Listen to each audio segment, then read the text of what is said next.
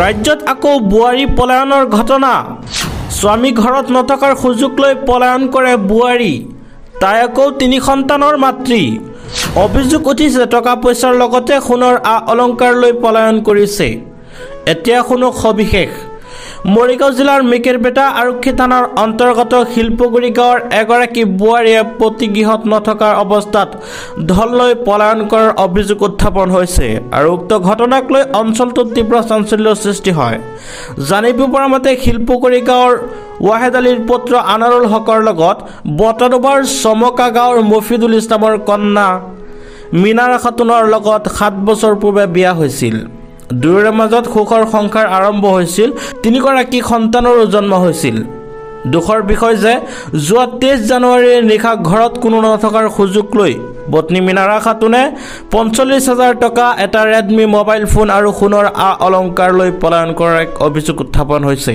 আৰু কৰ্মস্থলীৰ পৰা স্বামী ঘৰত আহি পত্নীক গৃহত নাপাই স্বামী আনাৰুল হকে বৰিবজাৰ আৰক্ষী পহৰা চকীত মিনাৰা খাতুনৰ বিৰুদ্ধে অৰ্থাৎ তেখেতৰ পত্নীৰ বিৰুদ্ধে এক এজাহাৰ দাখিল কৰে। আকবাৰ জনাই দিছোঁ, ৰাজ্যত আকৌ বুৱাৰী পলায়নৰ ঘটনা। আৰু স্বামী ঘৰত নথকাৰ সুযোগ লৈ পলায়ন কৰে বুৱাৰী। তাই আকৌ 3 সন্তানৰ মাতৃ।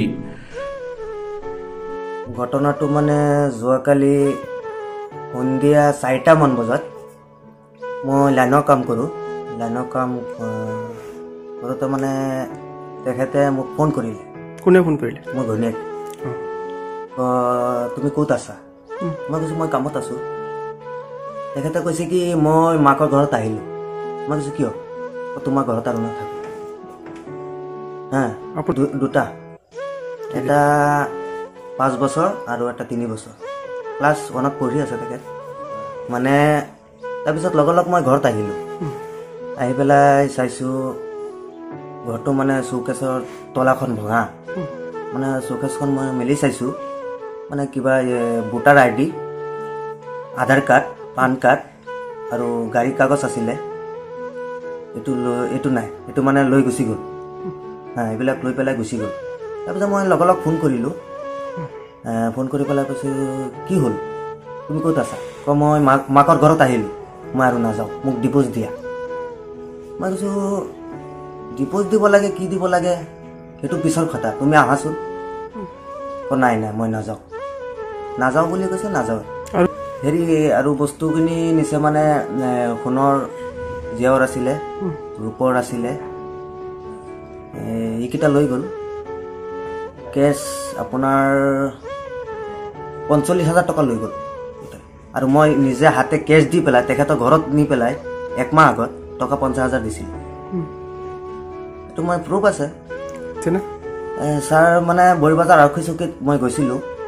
IC ছাৰক মই জনাইছোঁ, ছাৰ এনেকুৱা কথা, মোৰ টকা 50,000 মান হেৰি হ'ল, 45,000 টকা হেৰি লৈ গুচি গ'ল। ঘৈণীয়েকৰ নাম মিনাৰা খাতুন, ঘৰ আপোনাৰ চমকা। কি বিচাৰে এতিয়া? এতিয়া বিচাৰোঁ মানে আমাৰ বস্তুখিনি IC ছাৰক জনাইছোঁ। বস্তুখিনি মানে আগতে 4-5 বাৰ মান এনেকুৱা কৰিছে। অভ্যাসটো তাৰ আছেই, আজি নতুন নহয়, আজি 5-6 বছৰ। 2016 ডিচেম্বৰ 8 তাৰিখ। কি কাৰণে তেনেকুৱা? আপুনি অত্যাচাৰ কৰে নেকি? মাৰপিট তেনেকুৱা? নাই তেনেকুৱাতো নাই। আমিতো মাৰপিটনো কিয় কৰিম, আমি খাবলৈ সময় নাপাওঁ। আমি মাইকীক পিটিম কেতিয়া? আমি লাইনৰ কাম কৰোঁ। আমি ৰাতিপুৱা 6টামান বজাত ওলাই যাওঁ, আকৌ সন্ধিয়া 6টামান বজাত আহোঁ। কি বিচাৰে এতিয়া? আমাৰ বস্তুখিনি মানে উদ্ধাৰ কৰি দিব লাগে। বস্তুখিনি পাব? হয়, আমাৰ ভোটাৰ ID, আধাৰ কাৰ্ড, মোবাইল, তাৰপিছত আপোনাৰ এই সোণৰ তাৰ বস্তু মানে এইটো সি দিলে দিব, নিদিলে নাই, এইটো আমাৰ একো আপত্তি নাই। কিন্তু বস্তুখিনি হ'ল গাড়ীৰ কাগজকেইটা আৰু ভোটাৰ ID, আধাৰ কাৰ্ড, পান কাৰ্ড, এইকেইটা আমাৰ লাগে মানে।